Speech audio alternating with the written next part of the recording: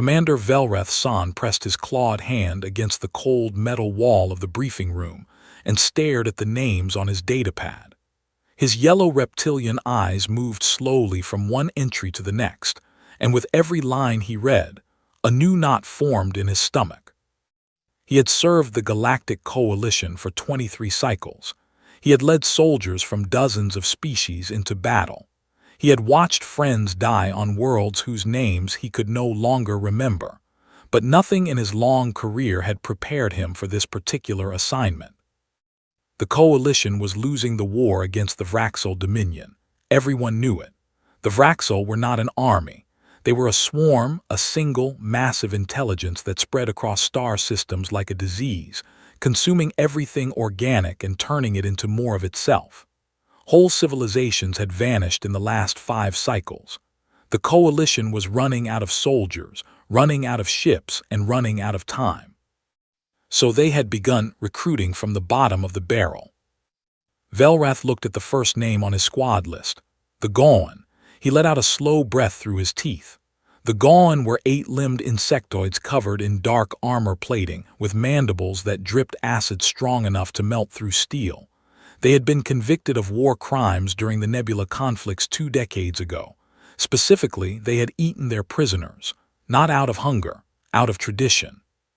The Coalition had placed their entire species under military restriction, and now, because bodies were needed, they were being released into service. Next on the list were the Yithkai. Velreth felt his scales tighten. The Yithkai were shadow creatures, beings made of dark, shifting matter that could phase through solid walls. They fed on bioelectric fear. They had once been classified as psychic terrorists after destabilizing 3 colony worlds by driving their populations insane with manufactured nightmares. They were the kind of species that parents used to frighten children into obedience. Then came the Urvok. Velrath had only ever seen one Urvok in person, and that had been enough. They were 12 feet tall, made of living silicon and calcium, walking siege engines with fists like boulders. The Urvok had been bred for violence by a now-extinct empire that had used them as biological weapons. Left without masters, they had nearly destroyed 3 civilizations on their own before the Coalition managed to contain them. The one assigned to Velreth's squad was named Gorath, and his file contained more kill counts than words. And then, at the very bottom of the list, there was a species Velrath had barely heard of. Humans. 4 of them from a planet called Earth. Their species had only been contacted by the Coalition 8 cycles ago. Their file was remarkably thin.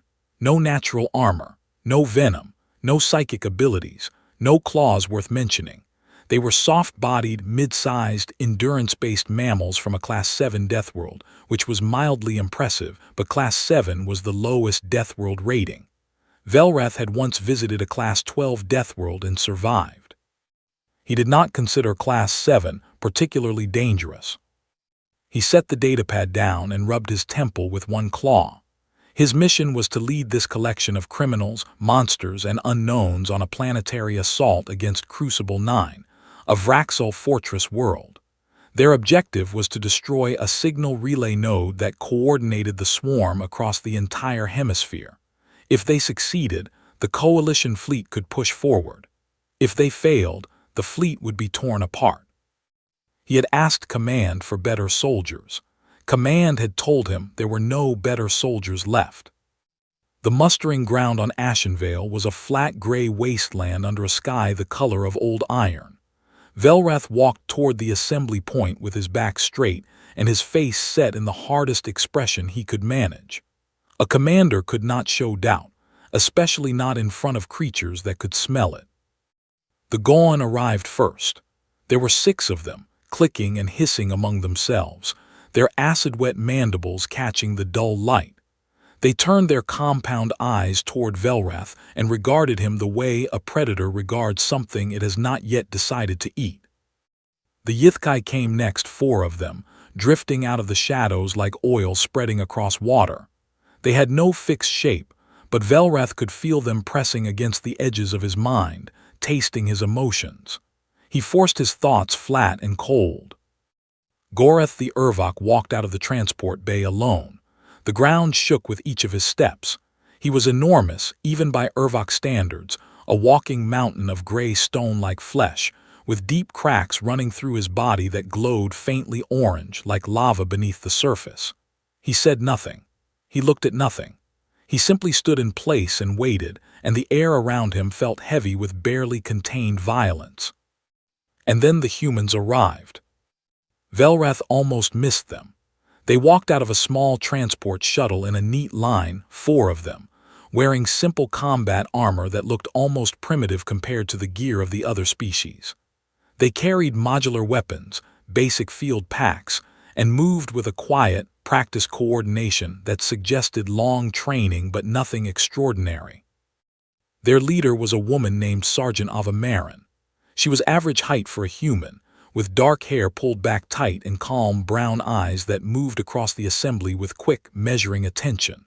Behind her walked Corporal Diaz, a broad-shouldered man with scarred hands who checked his weapon with mechanical precision. Then came Private Akafer, a young woman with sharp eyes and a slight limp she clearly tried to hide.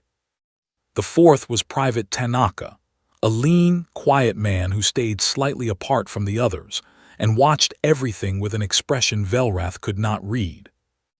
They looked small. They looked fragile.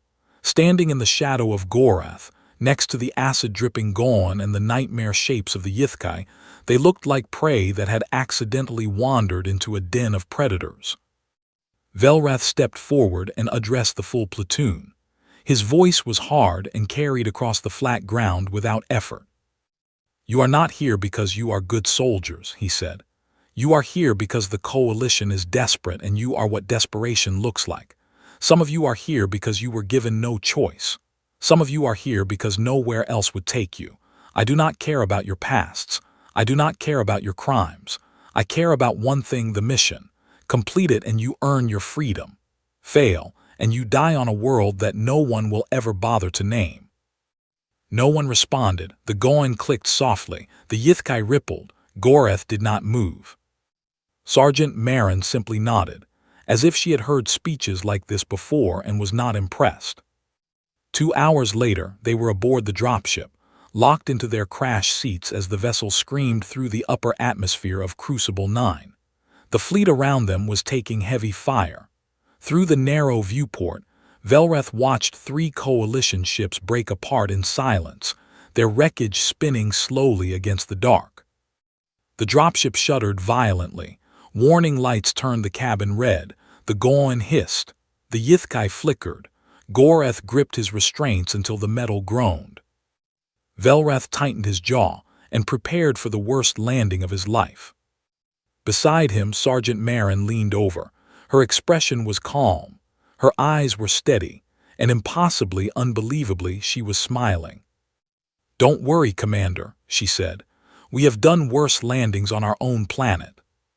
The dropship hit the atmosphere of Crucible 9 like a burning stone, and the war swallowed them whole. The dropship hit the surface of Crucible 9 at an angle it was never designed to survive. Metal screamed. The cabin twisted. Something exploded in the rear storage bay, and a wall of heat rolled through the craft like a living thing. Velrath felt his restraints dig into his chest as the ship bounced once, twice, and then carved a deep trench through the alien soil before grinding to a halt. For a moment there was silence. Then came the sounds of pain. One of the Urvok, the second one, a younger male called Dren, was dead. A structural beam had collapsed through his crash seat and crushed his torso. Even silicon flesh could not survive that. 2 of the Goan were injured, their armored limbs cracked and leaking pale fluid. The Yithkai had survived by phasing through the impact, but they were disoriented, flickering in and out of visibility like broken lights. Goreth was alive. He stood in the wreckage with orange cracks glowing bright across his body, his massive hands trembling not from injury, but from rage.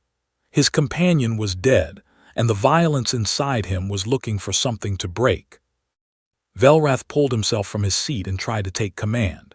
His voice came out strong, but the platoon was not listening. The Goan were clicking at each other in rapid, aggressive patterns, an argument about whether to abandon the mission and find shelter. The Yithkai drifted away from the group, their shadowy forms pulsing with absorbed fear. Goreth began to pace, each footstep cracking the broken floor, and Velrath recognized the warning signs.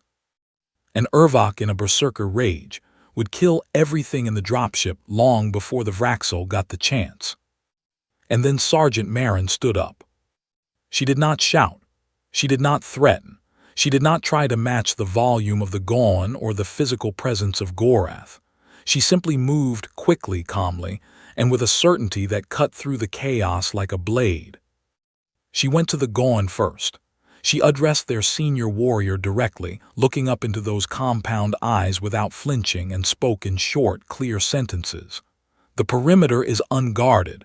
Your warriors are the fastest here. Take positions outside. Anything that comes close, kill it. This is your territory now." The Gaon hesitated. Territorial instinct was the deepest drive in their species. It ran deeper than hunger, deeper than fear. Marin had found it in seconds. The senior warrior clicked once sharply, and the Gaon moved to the perimeter without another word. Next she turned to the Yithkai. They were unstable, feeding on the fear that filled the crashed ship like smoke. Marin did not back away from them. She spoke calmly. "We need eyes ahead. You can move through solid matter. Scout the terrain within half a kilometer and report back. Move fast, stay shadows. We need to know what is out there before it knows about us." Purpose? She gave them purpose.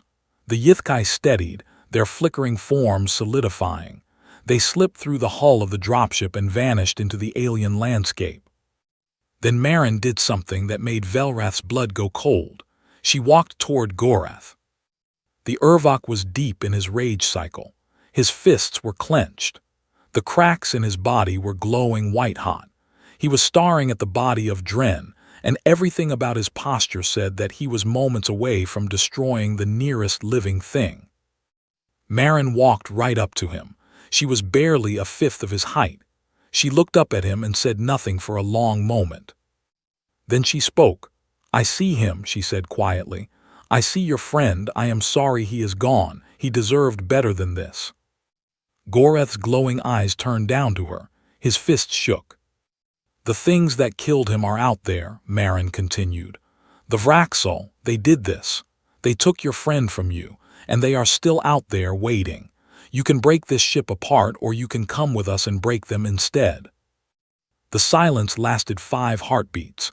Then Goreth unclenched his fists. The white glow faded to orange. He looked at Marin with an expression that Velrath had never seen on an Urvok before, something that might have been recognition. He stepped past her and walked toward the hull breach, ready to fight. Velrath grabbed Marin's arm as she passed him. "How did you know what to do?" he asked. "How did you know what to say to each of them?" Marin looked at him with those steady brown eyes. "Humans have been managing groups of dangerous, traumatized individuals for a very long time, Commander. We call it leadership." She moved on before he could respond. They pushed out of the wreckage and into the world of Crucible 9. It was worse than the briefing had described. The ground was covered in a dark, fleshy substance that pulsed faintly, like the skin of something enormous. The sky was choked with thick clouds of neurotoxic spores that made the air taste like metal and rot. Structures rose from the landscape that were not buildings but growths, towers of bone and membrane that twisted toward the sky like fingers. Everything was alive. The planet itself was a Vraxel organism. They moved toward the relay node. The Yithkai reported back. Vraxel drones were patrolling in clusters of 20 to 30, moving in slow, sweeping patterns. The platoon would have to fight through them. The first engagement came within the hour. A cluster of Vraxel drones rose from the ground like an infection bursting from a wound, pale, multi-limbed things with eyeless heads and mouths full of rotating teeth. They moved fast and without fear, because the swarm did not understand fear. The Gaon met them first. They were devastating. 8 limbs working in perfect killing rhythm, mandibles spraying acid that melted through Vraxel flesh like water through paper. They tore through the first wave with a savagery that reminded Velrath exactly why the galaxy had once feared them. Goreth hit the second wave like a landslide. He grabbed drones in his massive hands and simply crushed them, their bodies popping like wet fruit. He swung one drone into three others and sent them all flying. He was a force of nature, raw, unstoppable, and terrifying. The Yithkai worked from the shadows. They phased through the drones and collapsed their nervous systems from the inside, leaving them twitching and dead without a mark on their bodies. And the humans fought too. They moved in tight formation, covering angles, communicating with short, clipped words. They were efficient. They were disciplined. But next to the raw destruction of the other species, they looked ordinary. Velrath found himself watching them and thinking the same thought he had back on Ashenvale. They were the weakest link. Then the trap triggered. One of the Gauns stepped on a patch of ground that erupted with burrowing parasites, tiny Vraxel organisms designed to dig into flesh, reach the nervous system, and turn the host into a puppet. Two Gaun went down instantly, screaming in a high-pitched frequency that hurt Velrath's ears. The parasites were inside their carapace, tunneling deeper with every second. The Yithkai recoiled in genuine terror. The parasites disrupted bioelectric fields, their one weakness. They could not help without risking infection themselves. Goreth tried to approach, but the parasites ignored Silicon. His massive hands were useless for the delicate work of extraction. Everyone froze. For 3 terrible seconds, no one moved. Then the humans were there. Corporal Diaz dropped to his knees beside the nearest fallen Gaun. He did not hesitate. He pulled off his gloves, plunged his bare hands into the cracked carapace, and began pulling the parasites out one by one. The Gaun's acid blood burned his skin immediately. Velrath could see the flesh of Diaz's fingers turning red, then white, then raw. Diaz did not stop. He gritted his teeth and kept pulling. Akafar worked on the second Gaun, applying a chemical compound from her medical kit that neutralized the burrowing organisms. Tanaka covered them both, shooting down a stray drone that had been attracted by the screaming. Marin directed the operation with short, precise commands. In under 2 minutes, both Gaun were stabilized. The parasites were dead.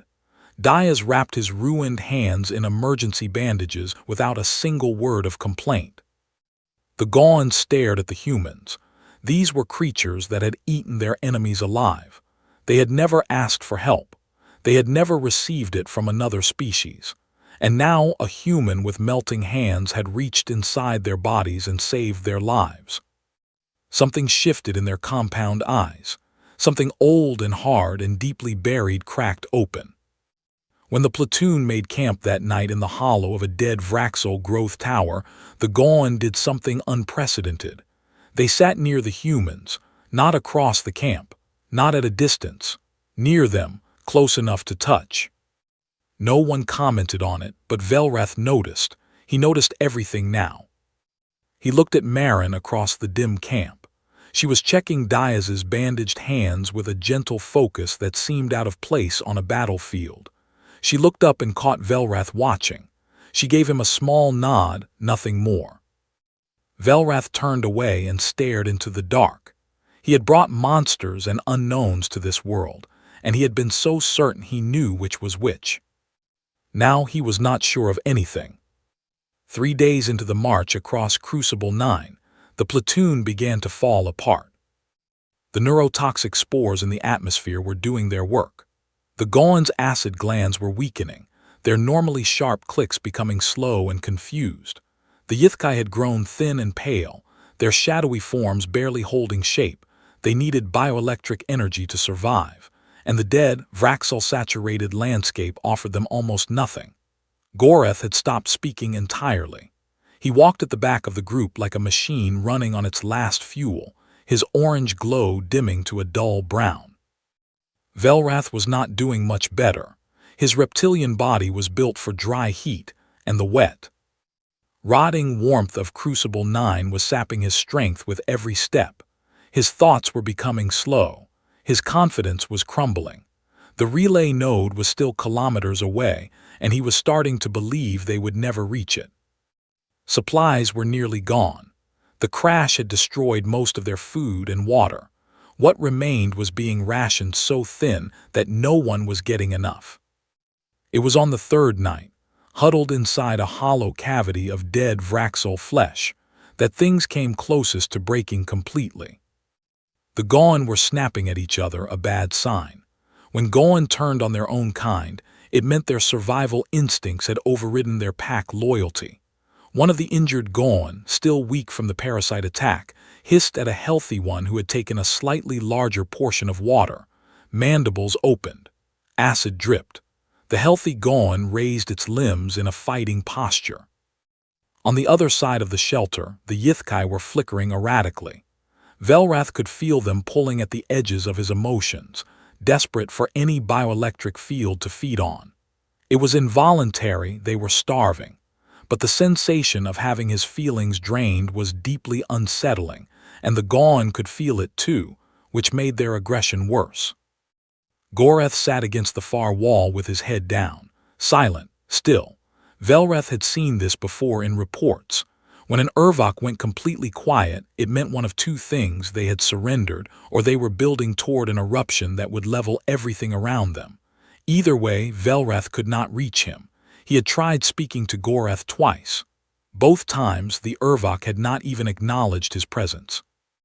Velrath sat in the middle of it all and felt something he had not felt in 23 cycles of service. Hopelessness. Not fear, he had made peace with fear long ago. This was worse. This was the certainty that nothing he did would matter, that they would die here in the belly of a Vraxol world and no one would ever know. He looked at the humans and expected to see the same defeat. He did not find it. They were suffering. That was obvious. Diaz's hands were a ruin of blistered, acid-scarred tissue wrapped in bandages that needed changing hours ago. Akafar was holding her side where a broken rib shifted with every breath, her jaw tight with pain she refused to voice. Tanaka had developed a cough from the spores, a wet, ugly sound that came from deep in his lungs. Marin had not slept in 2 days. Velrath could see it in the bruised hollows under her eyes and the slight tremor in her hands. By every measurable standard, the humans were in worse condition than anyone else in the platoon. They were the smallest, the softest, the most physically vulnerable. The spores affected them more. The cold affected them more. The lack of food affected them more. They should have been the first to break. They did not break. And what they did instead changed everything Velrath understood about strength. Marin sat down in the center of the shelter, right between the arguing Gauan and the flickering Yithkai, and she began to talk. Not about the mission, not about tactics or survival odds or the enemy. She told a story. It was a simple story from Earth, about a group of human explorers who had been trapped in ice at the bottom of their world, their ship crushed, their supplies gone. They had survived for over a year on frozen rock, eating whatever they could find, keeping each other alive through the longest night their planet could produce. When rescue finally came, every single one of them was still alive. Not because they were the strongest or the smartest, because they refused to let each other die. The Gauan stopped fighting. Their compound eyes turned toward Marin, mandibles going still. It was not that they understood every word, translation, implants handled the language, but something about the way she spoke, the rhythm and certainty of it, caught their attention in a place deeper than language. Marin told another story, and another, stories of humans who had carried wounded companions across deserts, stories of humans who had shared their last food with strangers, stories of people who had walked into fire to pull others out. Some of the stories were old, ancient, she said, from a time before her species had even left their own world. But they all carried the same message. You are not alone. You do not have to do this alone. On the other side of the shelter, Akafar did something that should have been impossible. She moved toward the Yithkai.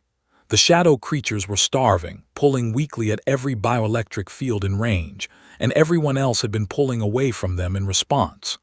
Akafar sat down beside them. She took a slow breath and did something with her body. Velrath could not explain it, but he could see it. She calmed herself. Deliberately, consciously, she pushed down her own fear and pain and projected something steady and warm. The nearest Yithkai turned toward her. Its flickering form stabilized slightly. "Go ahead," Akafor said quietly. "Feed. I am not afraid of you." She let them feed on her calm, on her warmth, on the bioelectric signature of a human being who had chosen, despite every reason to be terrified, to be at peace. The Yithkai drew closer, their forms growing denser, healthier, more stable. And on their eyeless faces, Velrath saw something he had never seen from a Yithkai before, not hunger, but something close to wonder. Across the shelter, Tanaka had approached Gorath.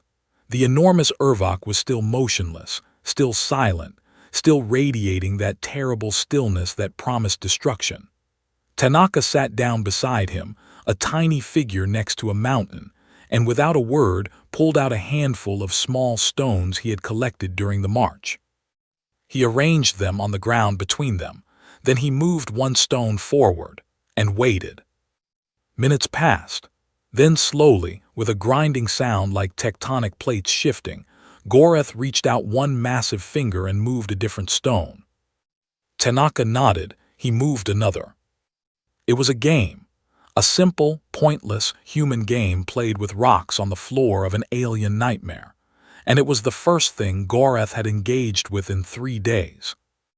Velrath watched all of this from his position in the corner, and something inside his chest tightened in a way he did not fully understand.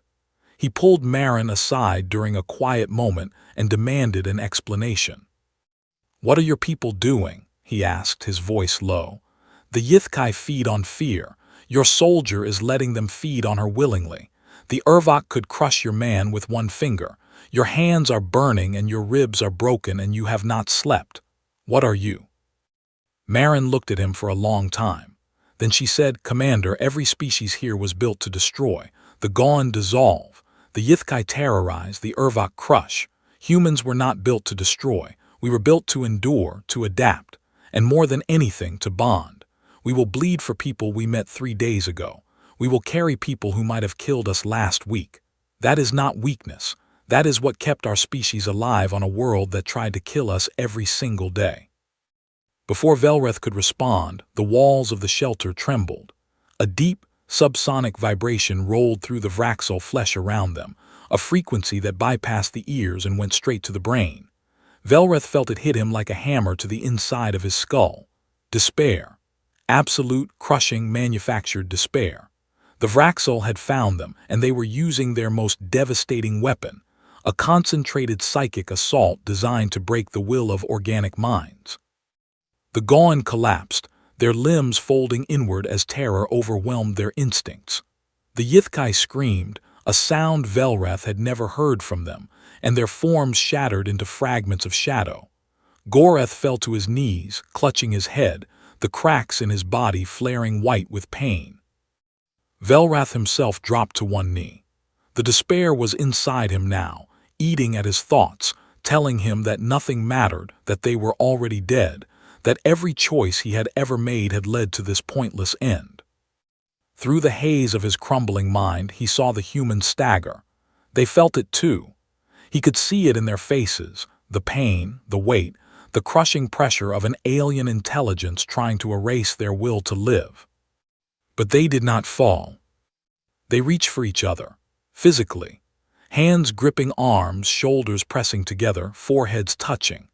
They formed a tight circle, holding each other up, and then they reached outward, grabbing the nearest Gaon limb, touching Gorath's arm, placing hands on the flickering remains of the Yithkai.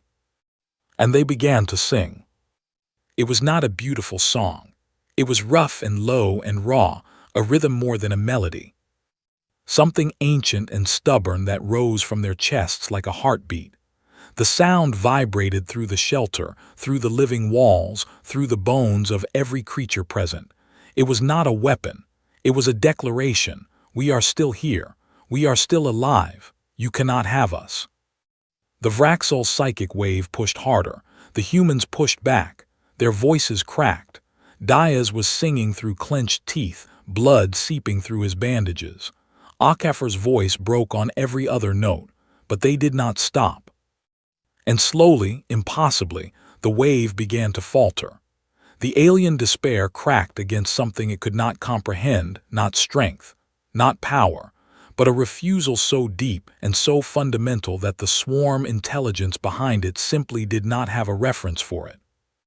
The wave retreated, the shelter went quiet. The Gaon uncurled, the Yithkai reformed, Goreth opened his eyes. He looked at Marin, still breathing hard, still holding Diaz's arm, and spoke for the first time in days. His voice was like stone grinding against stone. "You're kind," he said slowly. "You are not warriors." Marin met his gaze. She was exhausted, trembling, held together by nothing but will. "No," she said, "we are something worse. We are survivors." Goreth stared at her for a long moment. Then he nodded once, a gesture so small it was almost invisible, but Velrath saw it, and he understood that something had just changed that could never be changed back.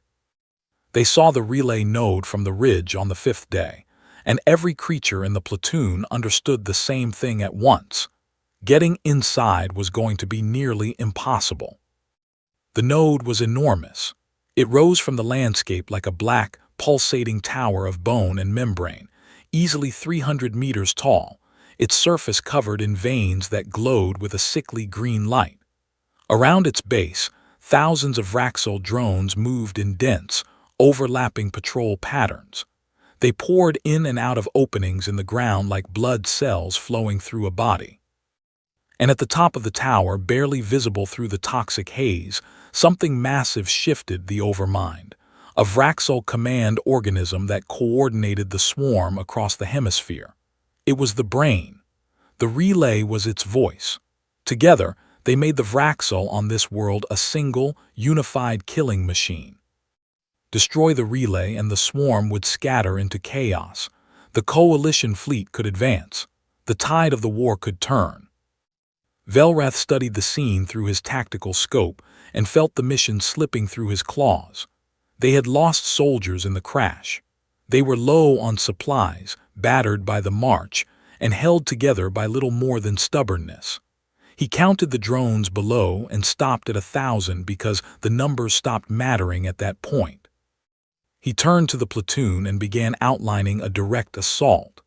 It was a simple plan because simple was all they had left.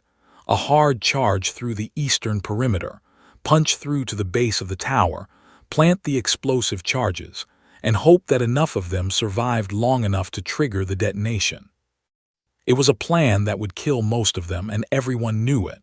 The Gaon accepted it with grim clicks. Goreth stood silently, ready. The Yithkai flickered with nervous energy. Then Marin said, "No." Velrath turned to her. The word had been quiet but absolute. "There is a better way," she said. She pulled out a small datapad, battered and cracked from the crash but still functional, and projected a map she had been building since the first day. Velrath stared at it. It was a detailed analysis of the Vraxel's behavior around the relay. Patrol routes, timing intervals, density patterns, structural weak points in the bioarchitecture, even the overmind's coordination cycles. She had been watching, recording, and analyzing the enemy the entire march. During every rest stop, every quiet moment, every hour she should have been sleeping. "You have been studying them," Velrath said. It was not a question. "Humans do not just fight their enemies, Commander," Marin replied. "We learn them." Her plan was not simple. It was layered, precise, and it used every species in the platoon exactly where their strengths would matter most. The Yithkai would phase into the relay structure first.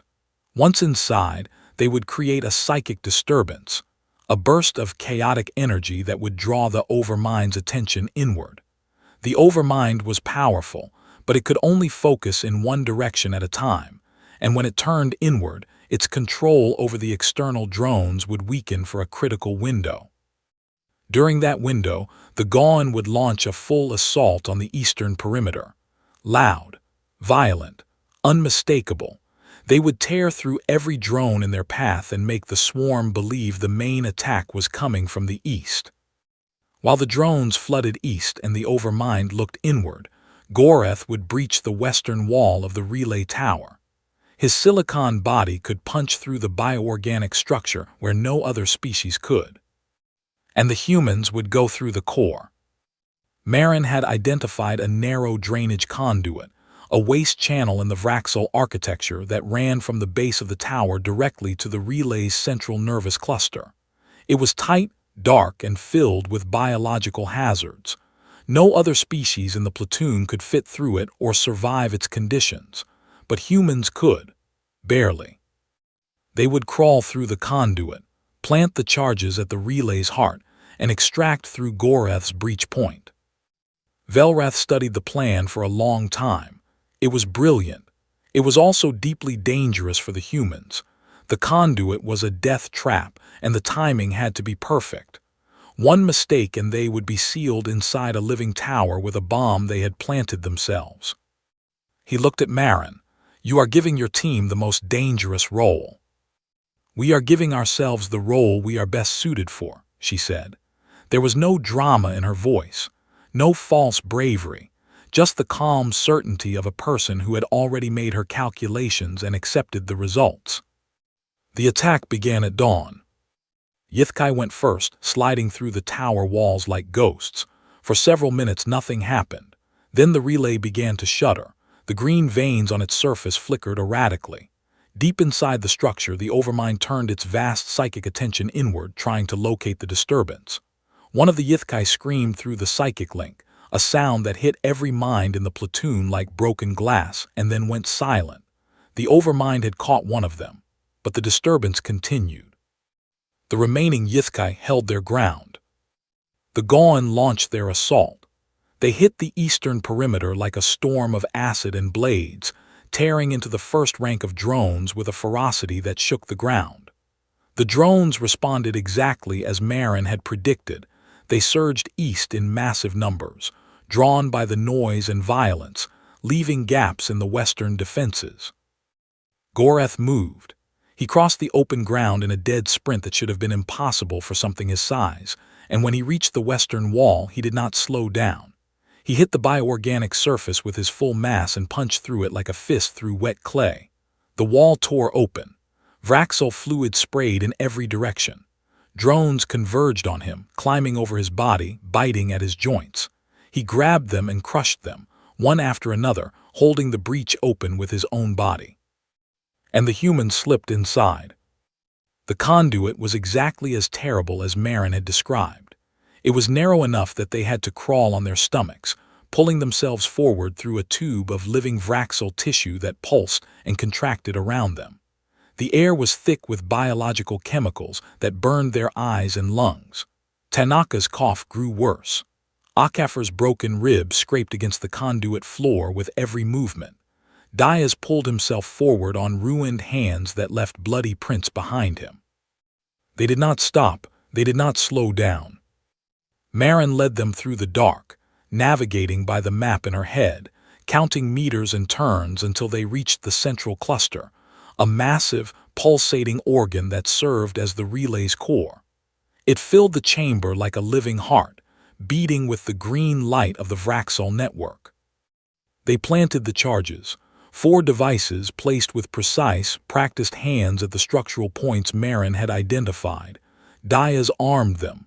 Akafar set the timer. Tanaka confirmed the detonation link. Then they turned to leave, and the conduit behind them sealed shut. The Vraxel had detected them. The living walls contracted, closing the passage they had crawled through. The bioorganic tissue fused together seamlessly, as if the tunnel had never existed. They were trapped inside the tower, meters from a bomb that would reduce everything within 100 meters to dust. Marin pressed her hand against the sealed wall. It was solid. There was no way through. She activated her radio. Her voice was calm. "Commander, charges are planted and armed. The extraction route is sealed. We cannot get out." Velrath's response was immediate. "Find another way." "There is no other way, Commander. Blow the relay." Velreth felt something crack inside his chest. "I will not detonate those charges while you are inside." "Sir," Marin's voice did not waver. "The mission is bigger than 4 soldiers. You know that, I know that. We knew it when we volunteered for this role. Blow the relay and give the fleet its chance." Silence on the channel. Velreth realized in that moment what the humans had done. They had known. From the moment Marin drew up the plan, she had known there was a real chance the conduit would seal behind them.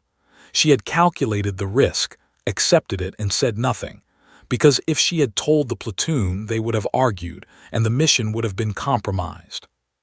The humans had walked into the most dangerous position, not because they were expendable, but because they understood what was at stake and had chosen to pay the price themselves. Goreth heard the transmission. He was still holding the breach in the western wall, drones swarming over his body, chunks of his silicon flesh torn away to reveal the burning orange core beneath. He was wounded. He was surrounded. And he had every reason to stay exactly where he was and fight until his body gave out.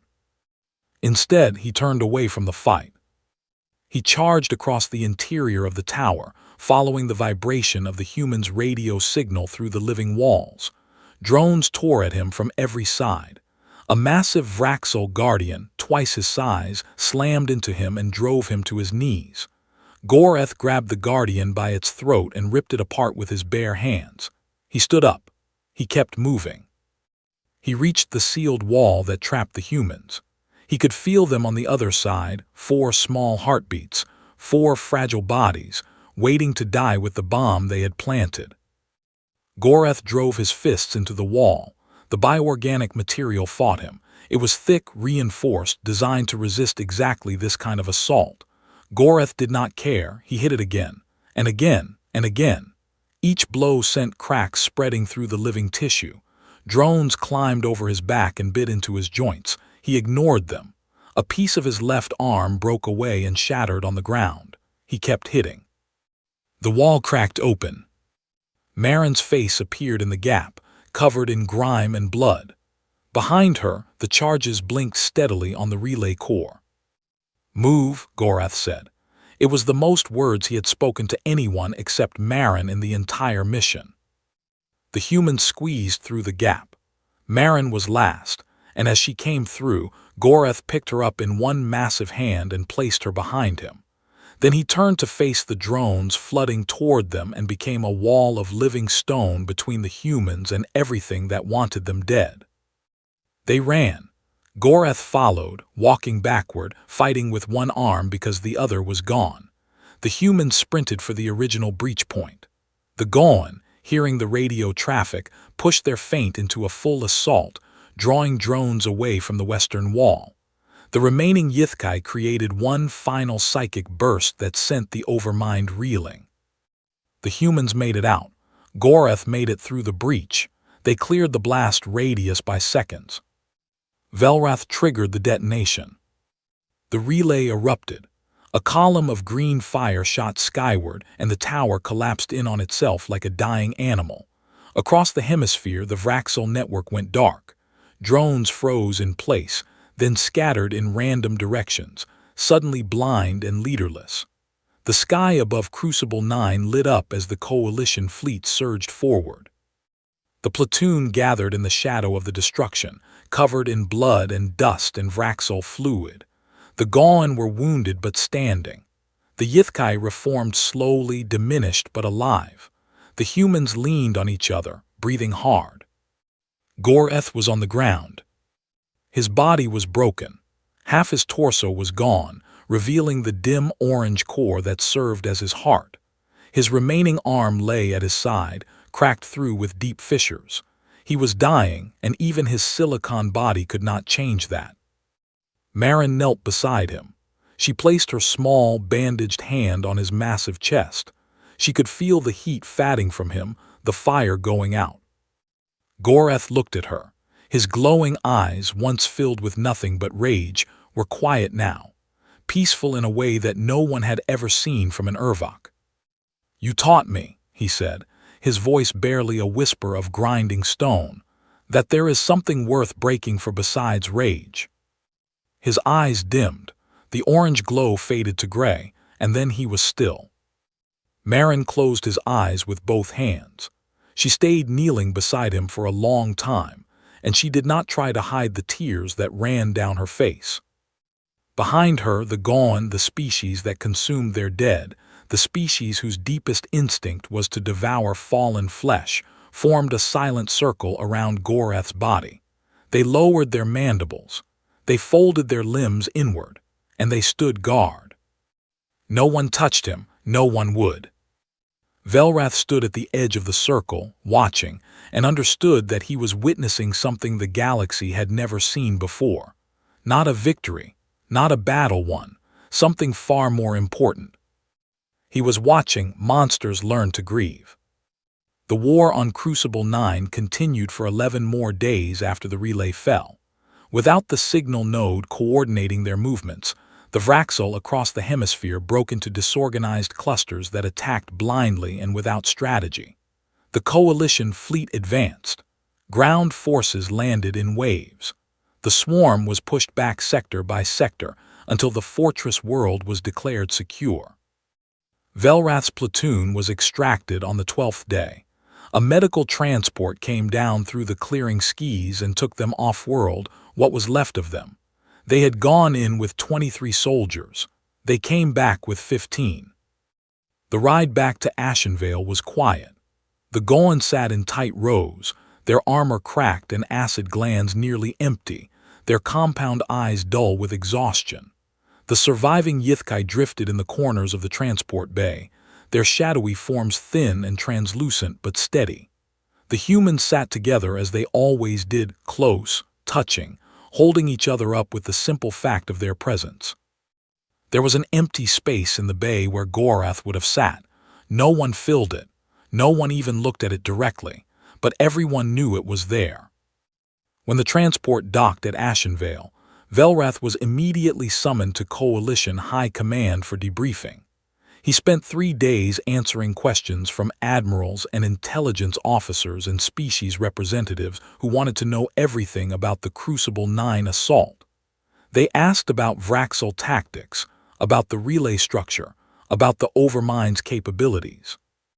They asked about casualties and ammunition expenditure, and whether the bioorganic architecture could be exploited in future operations.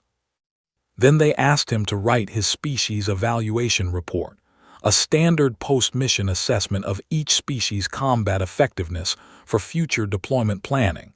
It was a form he had filled out dozens of times before. Usually it took him an hour. This time it took him a week. The evaluations for the Gaon were straightforward. He wrote about their extraordinary lethality in close combat, their acid-based offensive capabilities, and their territorial instincts that made them excellent perimeter defenders.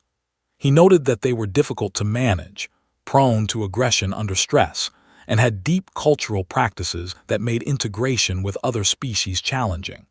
He recommended continued deployment with experienced commanders. The evaluation for the Yithkai was similar. He documented their shadow phasing abilities, their psychic reconnaissance value, and their effectiveness at disrupting enemy nervous systems. He noted their vulnerability to bioelectric disruption and their need for regular energy feeding. He recommended specialized support units to maintain their operational capacity. He wrote Goreth's evaluation last among the non-humans. He kept it brief. He wrote that Urvok designation Goreth had displayed extraordinary combat capability, had breached fortified Vraxel structures that no other species could have penetrated, and had given his life to extract allied soldiers who would otherwise have been killed. He recommended that Goreth be awarded the Coalition's highest posthumous honor. He stared at that last line for a long time before moving on. Then he reached the humans. He sat at his desk in his small quarters on Ashenvale, the datapad glowing in front of him, the cursor blinking at the beginning of an empty evaluation form, and he could not find the words. He tried the standard approach. He wrote about their weapons proficiency, adequate, their physical resilience, moderate, their tactical coordination good, their combat lethality compared to other species below average. He read back what he had written and deleted all of it. It was accurate and it was completely, fundamentally wrong. He closed his eyes and let the memories of Crucible 9 move through him without resistance.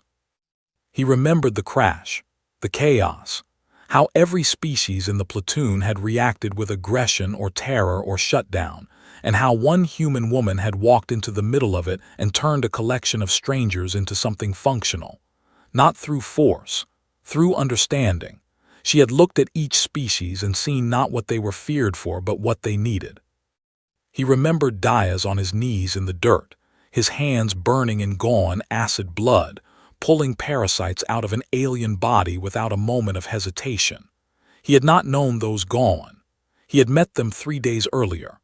They were creatures who had eaten prisoners of war, and Diaz had reached inside their wounds and saved them anyway, and had never once considered not doing so. He remembered HFY sitting beside the starving Yithkai, letting shadow creatures feed on her calm, while every instinct should have told her to run. She had given them something no one in the galaxy had ever offered the Yithkai: trust. He remembered Tanaka sitting beside a 12-foot killing machine and playing a game with rocks. A simple act, a meaningless act, and yet it had reached something inside Gorath that 20 years of containment and military programming had never touched. He remembered the singing.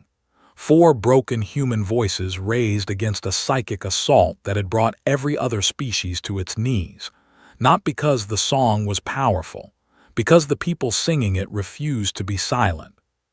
He remembered Marin's plan, not a plan of brute force, but of intelligence, of watching, learning, understanding the enemy until she knew it well enough to find the crack in its armor. And he remembered her voice on the radio, calm and steady, telling him to blow the relay while she was still inside. Not because she wanted to die, because she understood that some things mattered more than survival, and she had made that calculation without drama or complaint.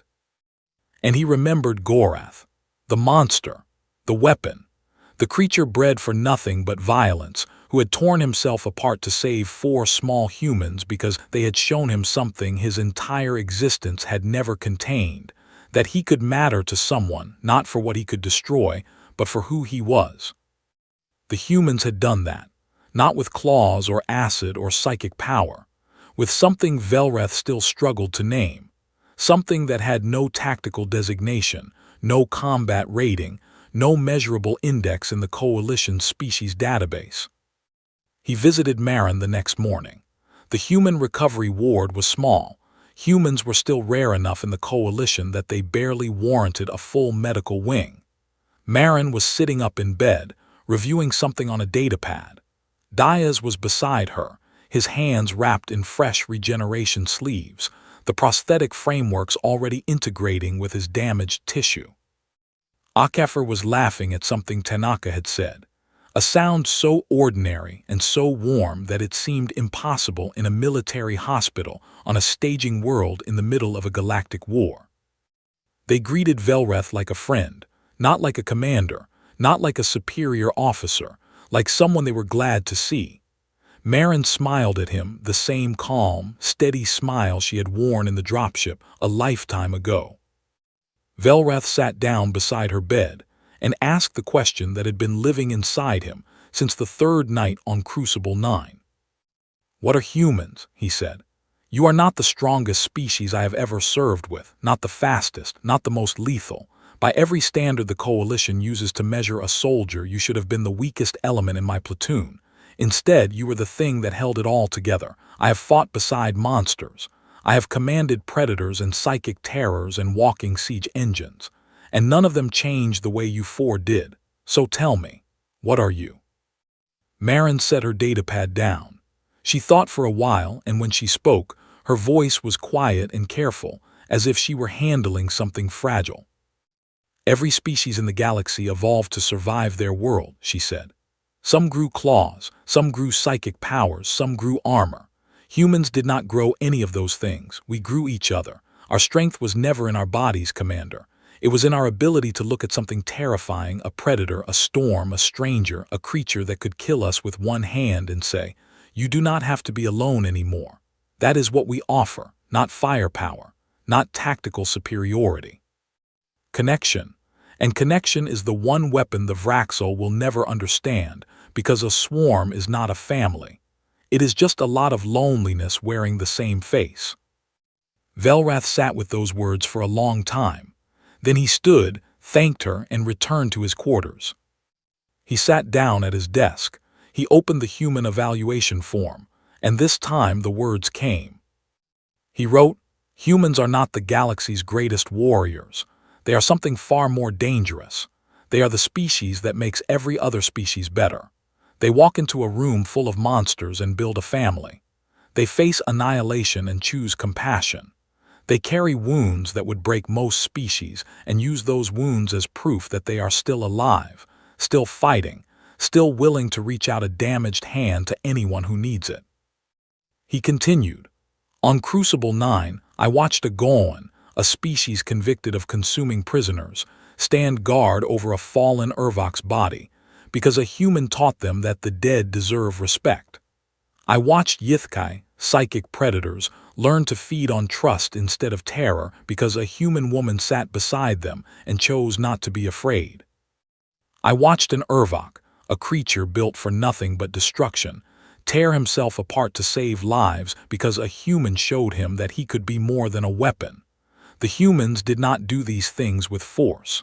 They did them by being what they are. And what they are is the most necessary thing this coalition has ever possessed." He wrote his final recommendation. "I request permanent human integration into all mixed species combat units, effective immediately. The galaxy does not need more weapons. It needs more humans." He submitted the report and closed his datapad. 6 weeks later, a new platoon assembled on Ashenvale for the next campaign. The species were different, a rotation of coalition fighters drawn from across the galaxy. They stood in the assembly area with the same tension that Velrath remembered from his own platoon: suspicion, hostility, fear hidden behind aggression. Every species watching every other species and calculating threat levels instead of looking for allies. Then a small group of humans walked through the bay door.